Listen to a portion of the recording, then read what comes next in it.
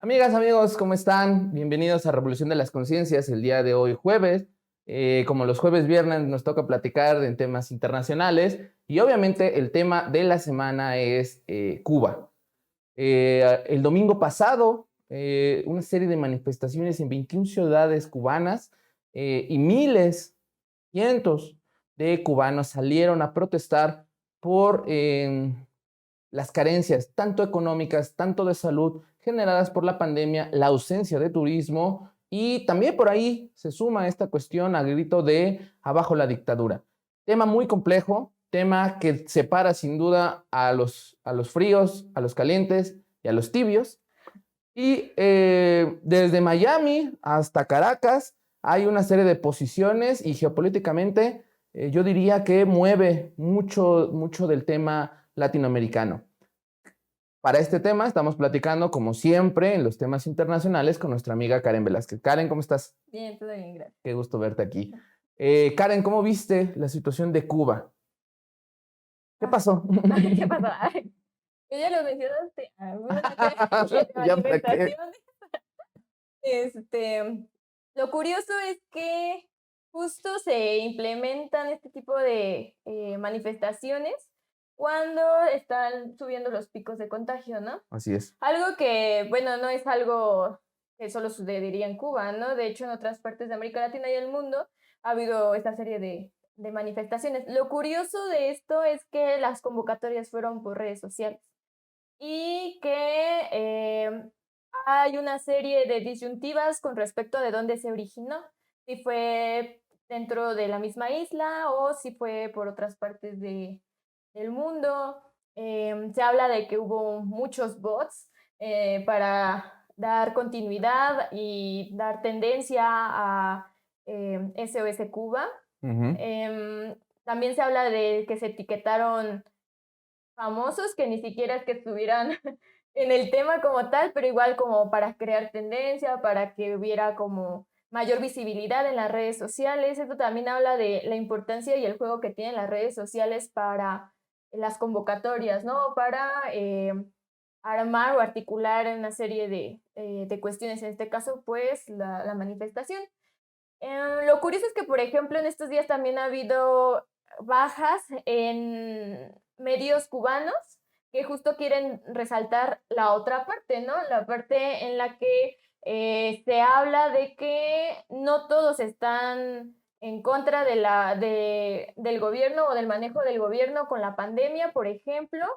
También se habla de una serie de dificultades o complicaciones desde el Internet, ¿no? Y que se le adjudica a ciertas también páginas como Twitter, ¿no? De bloquear a ciertas personalidades o ciertas páginas que están del otro lado, ¿no? A favor del gobierno Y de es Cuba. Canel, claro. Em, entonces podríamos también estar hablando de que no es la primera vez que suceden este tipo de consignas. También lo preocupante o lo que deja muy ambiguo este tipo de manifestaciones es que se le dirigen exclusivamente al gobierno, cuando el gobierno también ha salido a hablar de que la falta de medicamentos, el que no se pueda producir de manera masiva la vacuna, entre otros factores, es cuestión del bloqueo. Y en las manifestaciones que hubo este fin de semana en muchas partes del mundo, no se hablaba como tal del bloqueo, ¿no? Como que esa parte queda olvidada en este sector y es exclusivamente dirigido a Díaz Canel, por ejemplo. Entonces, eso también hay que tomarlo en cuenta. Yo creo que lo importante sería hablar de las consecuencias del bloqueo económico y cómo esto generaría un cambio socioeconómico en Cuba si las restricciones fueran más flexibles o simplemente se quitarían, ¿no? Eh, Sin embargo, como lo hemos visto, el gobierno de Estados Unidos ha recalcado que eso no va a pasar, ni está en posibilidades de que suceda, lo cual también es hasta cierto punto preocupante, sobre todo porque se hablan de cifras o se habla de datos con respecto a cómo es que en Cuba se está o sea, tienen serias consecuencias los bloqueos, ¿no? Y algo que ya hemos estado hablando en programas anteriores con respecto a qué es lo que sucede con este tipo de restricciones al no poder comprar ni vender ciertos productos. En este caso, sería totalmente magnífico que pudieran hacerse la producción masiva de la vacuna.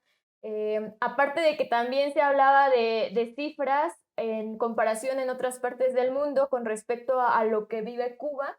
Y hay gobiernos, y es que ese es otro de los factores, que tienen cifras mucho más altas, y no quiero minimizar las cifras de Cuba como la de ningún otro país, pero que no tiene ese impacto mediático de querer tirar a un gobernante por dichas cifras de la pandemia. Estados Unidos es uno de los que encabeza esas cifras, y no veo a nadie diciendo que se vaya Joe Biden, ¿no? Por su mala administración, o en su caso, en el momento en el que Trump estuvo al frente, ¿no? Por poner un ejemplo. Entonces creo que es complicado hablar del tema de Cuba porque totalmente divide desde el inicio del bloqueo, desde el gobierno de Castro, de los Castros, y ahora con Díaz-Canel, ¿no? Sin embargo, yo, pues para mi postura es que se puede vivir un cambio, ese cambio está en el fin del bloqueo, la consigna debe ser abajo el bloqueo, cosa que también hace unas semanas, unos meses, se hablaba con respecto a la ONU y que también se votó y es una consigna que es real, o sea, excepto Estados Unidos y Israel, están a favor del bloqueo a Cuba. Y sin embargo lleva más de 50 años, sigue presente y al parecer no se ve fin cercano. Totalmente. Yo lo que comentaría sería que se puede entender estas manifestaciones primero por una realidad concreta que es la pandemia.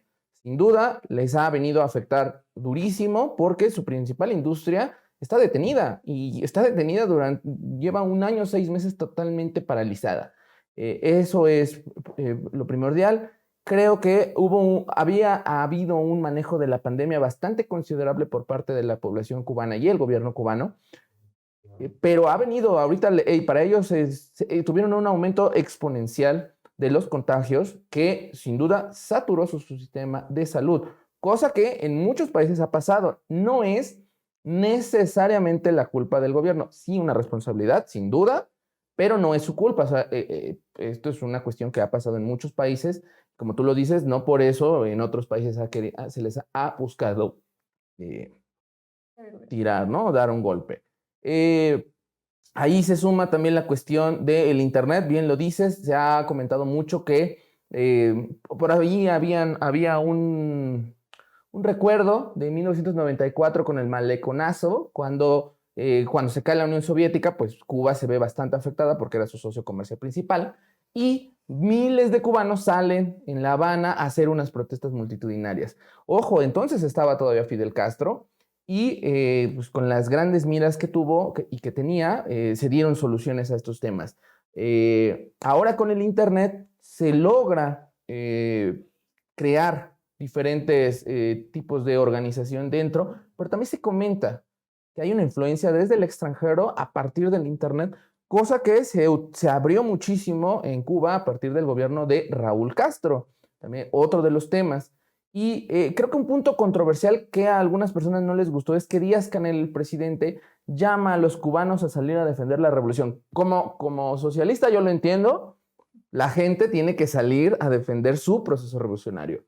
Sin embargo, los liberales les causa mucho conflicto esta situación. Dicen, ¿cómo? Estás confrontando al pueblo. Pero va más allá, ¿no? O sea, para alguien muy poco versado en algunos procesos, es una confrontación. Pero algunos otros procesos de izquierda se entienden que uno tiene que salir a defender su proceso histórico.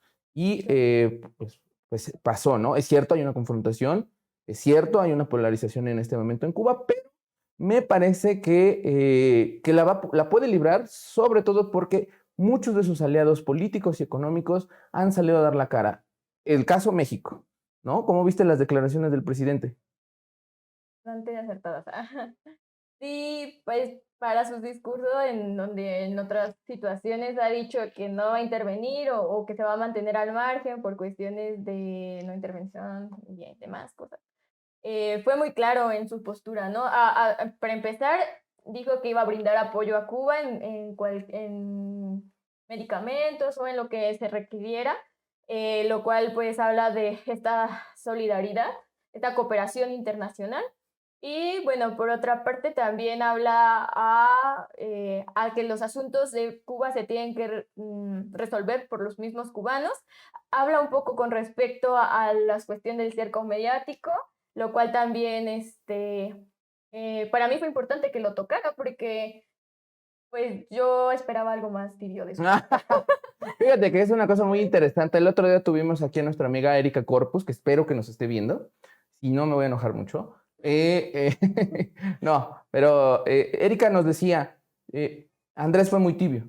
Tendría que haber ido más allá, ¿Sí? todavía más solidario. Y también escuchamos el otro punto de Andrés hizo más incluso de lo que a veces esperábamos de él. Yo creo que fue La mitad.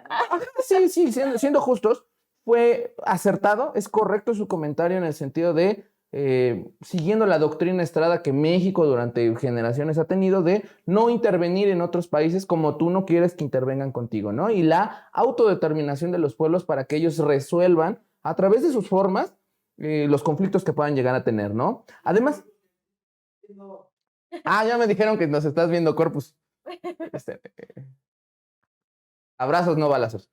Y ya se me fue la idea, Corpus. Sí, claro. Creo que podríamos hablar entonces de que Andrés Manuel fue correcto, no va más allá también de un tema internacional que puede ser muy sensible. Sin embargo, yo creo que el acento en la frase, el punto importante es que Andrés Manuel habla del tema del bloqueo. O sea, y siempre dice, si queremos ayudar a Cuba, quitemos el bloqueo, ¿no? El bloqueo es una política de guerra en contra de una nación, porque por ahí se está argumentando, no, no, no, no, no, a ver, Estados Unidos tiene un bloqueo, pero solo Estados Unidos, y eso es una total mentira. Otros países no pueden comercializar libremente con la isla. Sí. Por ahí dicen, es que México, es que Cuba, es que Brasil, es que España, es que Brasil tienen comercio con la isla, es cierto. Sin embargo, es muy complicado ese comercio porque los bancos norteamericanos pueden hacerte un bloqueo. Sí, es reducido y existe, bueno, o sea, entendamos eso, remontarnos al inicio del bloqueo, ¿no? Que una de las condiciones de Estados Unidos era que quien comercie con Cuba pues queda bloqueado de mi parte, van a tener Así es. sanciones. O sea, y esa fue una estrategia de miedo para que muchos decidieran unirse al bloqueo. O sea, entender el bloqueo de Estados Unidos no es meramente o exclusivamente por y para Estados Unidos hacia Cuba, ¿no? O sea, interviene en una serie de estrategias políticas y de poder a nivel, sobre todo podemos hablar a nivel cercano en región latinoamericana, ¿no? Y de cómo es que existe ciertas posturas de sometimiento por este tipo de sanciones y de que evidentemente hay estados latinoamericanos y otras partes del mundo, ¿no? Pero hablando de la región latinoamericana, que tiene problemas económicos y que lo que menos quiere es tener más sanciones por parte, en este caso, de Estados Unidos. Claro. Es totalmente entendible y decir que es que solamente es Estados Unidos, o como se dice, porque también hay una parte en la que se hablaba de que Cuba se había aislado del mundo. No, Cuba jamás se aisló, lo aislaron y lo bloquearon. Lo bloqueó Estados Unidos, ¿no? Claro, hay que entender sí. esa parte.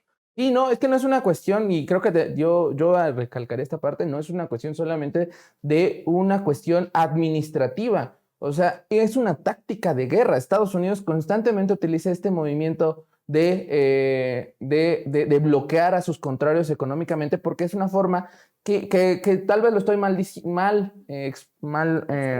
expresando, tienes razón, pero me parece que el primer ejemplo donde pone en práctica esto es en 1971 con el derrocamiento de Salvador Allende. Le funcionó totalmente esto de ahogar una economía, hasta que crea condiciones críticas internamente en un país para poder intervenir de cierta manera, ¿no? Y terrible, varios artistas, incluso de la izquierda, Sí. Tibios, esos tibios.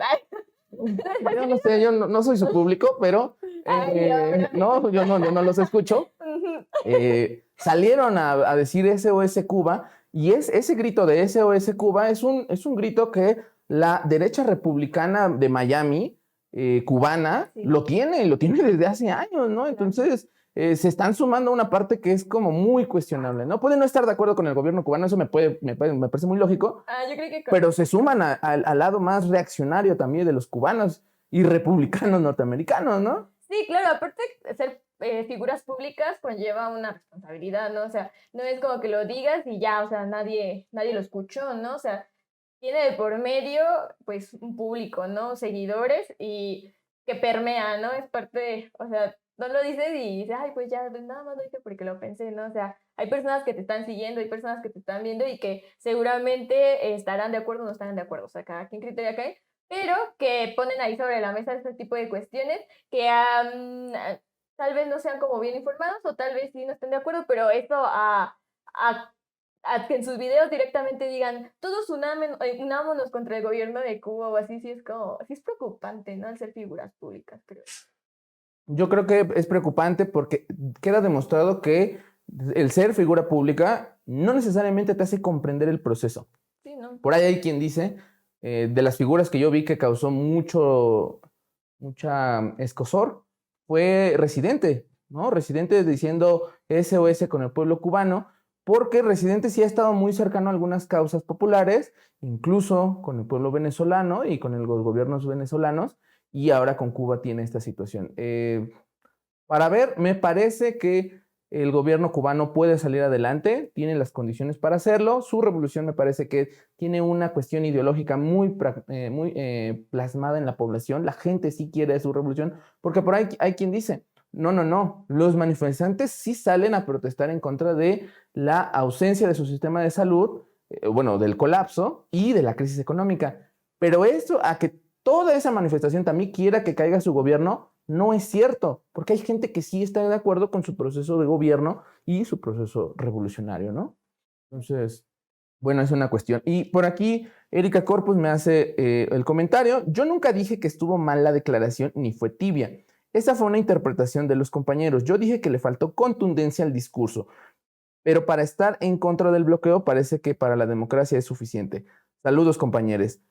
Totalmente estoy No dije nada. Karen no dijo nada, tienes razón. Sí, pues es una interpretación totalmente que los compañeros a veces hacemos, pero sí existe esa cuestión que algunas personas han comentado que incluso el gobierno, el presidente Andrés Manuel podría ir más allá. Habrá que ver si cumplimos, si se logra establecer esta situación que dice Andrés de enviar vacunas y comida a la isla, ¿no? Pero es una cuestión que se tendrá que revisar y ver. Bueno, amigos, por ahí déjenos sus comentarios sobre el tema cubano. Los quisiéramos leer y estar atentos a este tema. Vamos a un pequeño corte comercial y regresamos con el tema de Haití.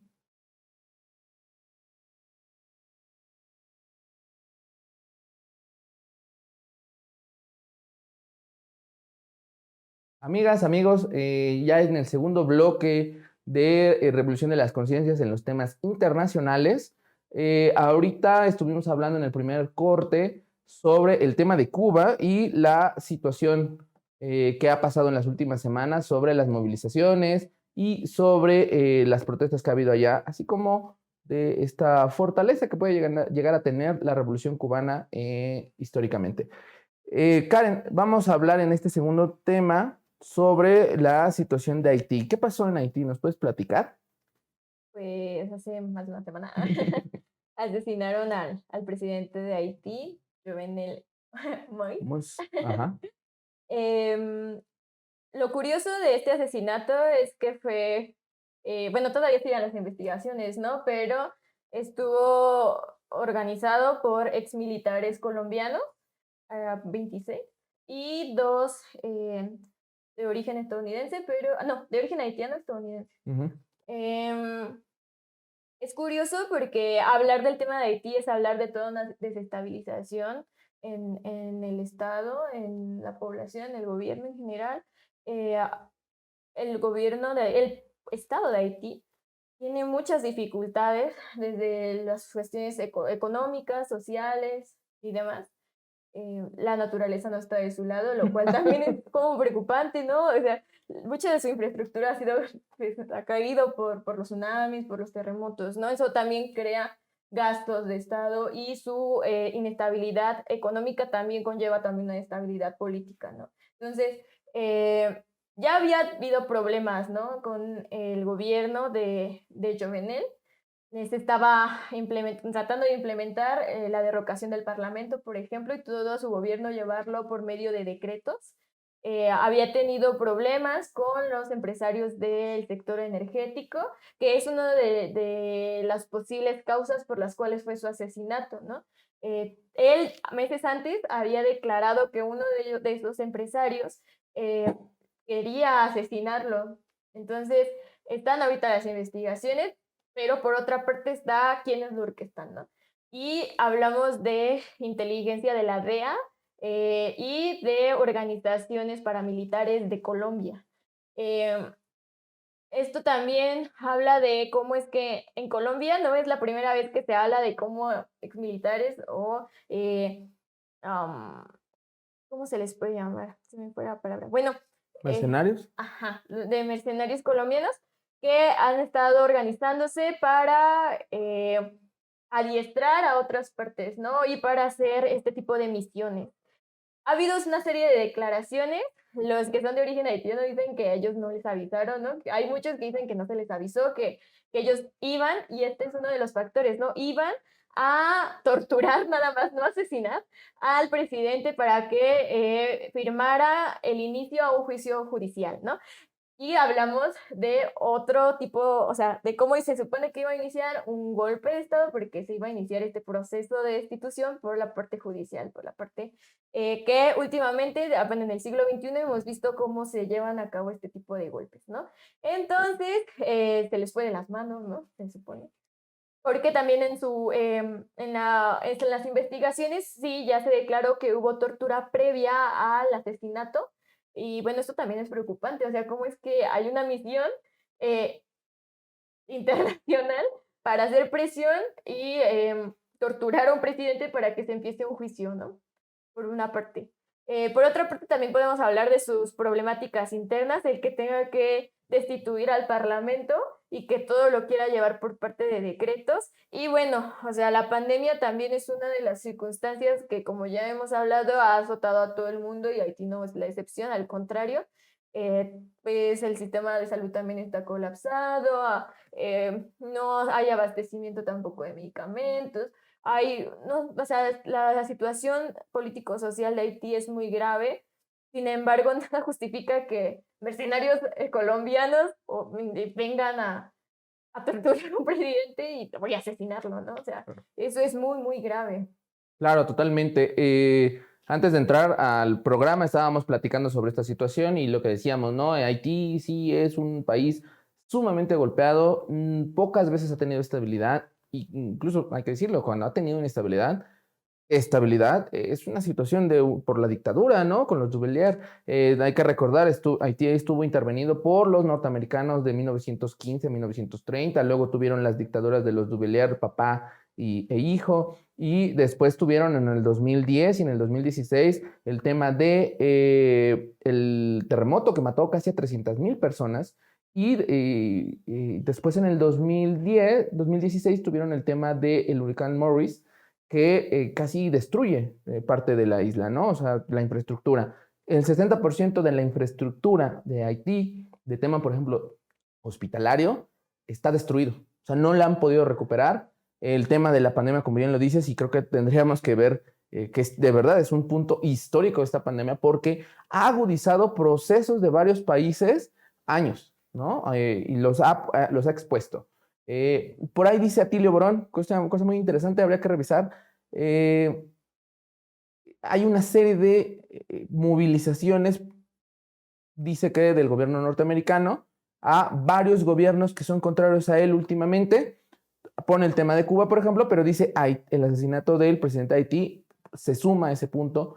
Las manifestaciones en Nicaragua y ese intento de golpe de Estado blando también por allá. Estamos hablando también de Colombia. O sea que hay todo un movimiento que Estados Unidos está aprovechando el tema de la pandemia para mover varios de sus intereses en la región latinoamericana y del Caribe.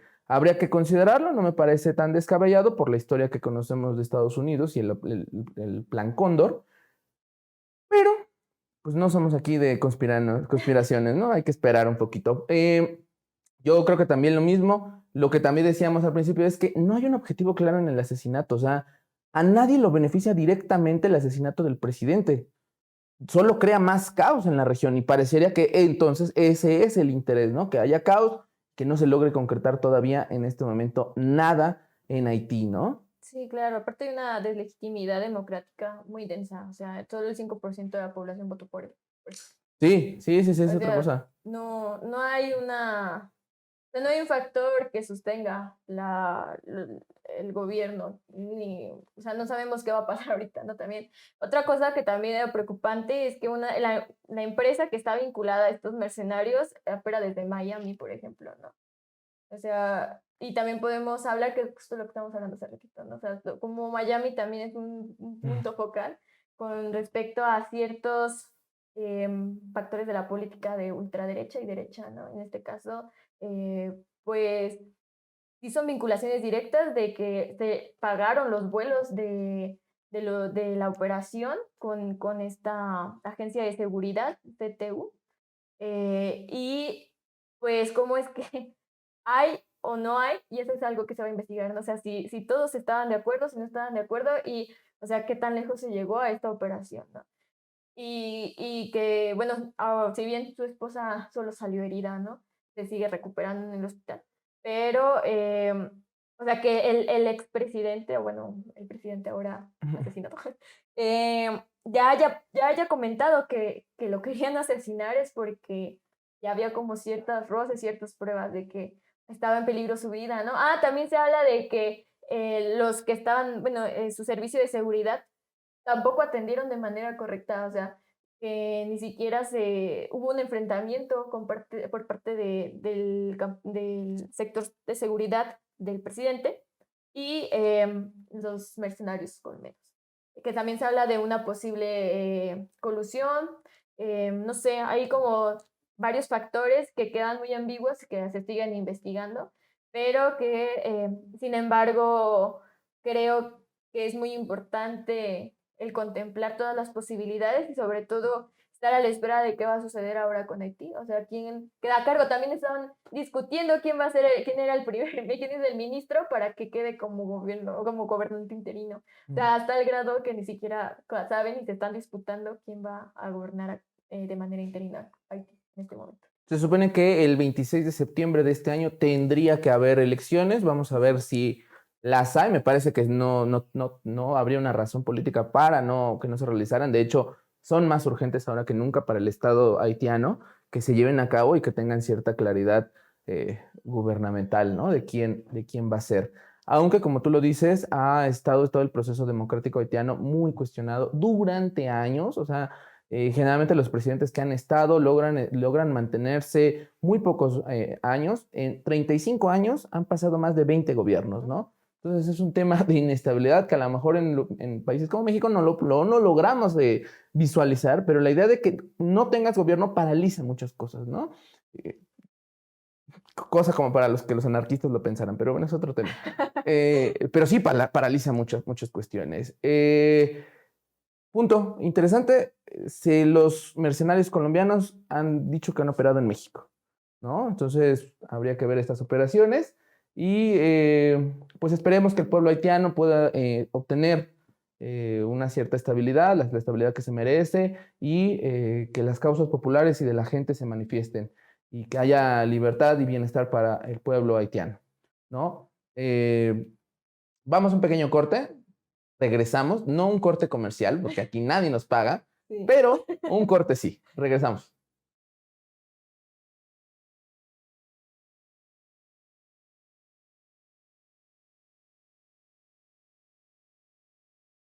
Amigas, amigos, estamos ya en la última parte de Revolución de las Conciencias con los temas internacionales, pero antes quisiera hacer un comentario. Nos mandan saludos Manuel Guzmán desde el CCH Vallejo. Un abrazo, camaradas Jesús y Karen. Laura Reyes, un abrazo, mi querido amigo. Saludos, Laura. Y Erika Corpus aquí todavía está aquí, comentándonos que aquí anda. Igual un saludo, Erika. El último tema. El Partido Comunista Chino cumple 100 años. Se hicieron una manifestación de fuerza. Sacaron todo lo que son y dijeron, nosotros somos el Estado, ¿no? El Partido Único de China. una cuestión muy fuerte, han sobrevivido durante años y específicamente después esta política de liberación económica, pero concentrada en el Estado en los 90, para ellos fue una de sus tácticas para crecer y competir ante Estados Unidos. ¿Cómo viste el tema de los 100 años del Partido Comunista Chino? Pues fue una fiesta muy grande. Sí. Sí, y pues creo que lo curioso fue ver la parte de la población que le tiene un aprecio, o sea, entiendo que no todos, pero la parte que yo pude visualizar, que se sienten parte del partido y que estuvo, o sea, evidentemente el partido era lo grande y lo puso en todas las pantallas, igual la gente estaba como, o sea, llegué a ver a personas que decían que se habían vestido de manera especial porque cumplía 100 años el partido. O sea, no es cosa fácil decir que están 100 años en el gobierno, ¿no? Y todos los cambios que han hecho, y sobre todo podríamos hablar del papel geopolítico que tiene China actualmente, ¿no? La disputa que tiene con Estados Unidos, con todos los cambios que ha tenido el partido, ¿no? Desde su inicio hasta la actualidad. Em, Creo que era algo que pues fue una fuerza, fue una forma de demostrar todo lo que tiene ahorita el partido, lo que tiene ahorita el gobierno, sobre todo con la cuestión de la pandemia, con cuestiones de, pues, cuestiones de altas y bajas económicamente hablando, con esta guerra no declarada, pero que tiene con Estados Unidos desde lo tecnológico, desde lo comercial. También se puede hablar de su nuevo proyecto con la nueva ruta de la seda, ¿no? Esto los proyectos que tiene China, pues tiene para mucho que dar, ¿no? Y ya veremos cómo va creciendo y si es que en algún momento sí ya rebasará a Estados Unidos, ¿no? El mostrar su armamento, mostrar todo lo que tiene es una forma de, pues sí, de que lo noten, ¿no? O sea, no tiene como fin eso, ¿no? O sea, más allá de las celebraciones, más allá de todo ello. O sea, sí tienes una táctica, ¿no? Que no es el único estado que lo hace en fiestas de aniversarios, así. Hay otros estados como Rusia que también les gusta mostrar su armamento y demás. Sin embargo, creo que todavía, o sea, hay sus desniveles en China como en todos los estados, sin embargo, hay que reconocer su crecimiento que ha tenido a nivel internacional, ¿no? Y el ver que hay parte de la población que lo apoya, que se siente parte del partido, eso después de 100 años es algo que se reconoce también, ¿no? Claro, totalmente. Más allá de filias y fobias, hay que aceptar que el Partido Comunista Chino es una maquinaria muy bien aceitada en este momento, que sabe manejar su estado, un estado con muchísimas críticas desde Occidente, porque para nosotros es un estado muy controlador, pero pues para los estándares asiáticos es incluso, pues solo es un estado fuerte, ¿no? Aunque efectivamente traen ahí el tema de Hong Kong y la lucha Ujú. de los jóvenes, porque son muchos jóvenes los que han estado luchando en Hong Kong en contra de este gobierno. Pero, y yo ahí nada más comentaría justamente lo mismo que tú dices sobre este desplazamiento sobre sus nuevos misiles, no estoy recordando el nombre, pero desplaga sus nuevos misiles que son intercontinentales, con una clara muestra para Occidente, diciéndoles, yo puedo llegar a donde yo quiera, ¿no? Entonces, una situación muy interesante. Efectivamente, yo creo que el Partido Comunista Chino otros 100 años, igual fácilmente los puede llegar a alcanzar. Amigas, amigos, eso fue todo el día de hoy en Revolución de las Conciencias. Karen, te agradezco mucho que hayas participado. Nos vemos la próxima semana. Sí. Muchas gracias a ustedes que estuvieron comentándonos y nos estuvieron viendo por ahí en redes sociales. Por favor, suscríbanse a nuestro canal de YouTube y de Facebook. Por ahí denle clic a la campanita para que les avise cuando estamos subiendo material nuevo y nos vemos en la semana. Muchas gracias. Bye.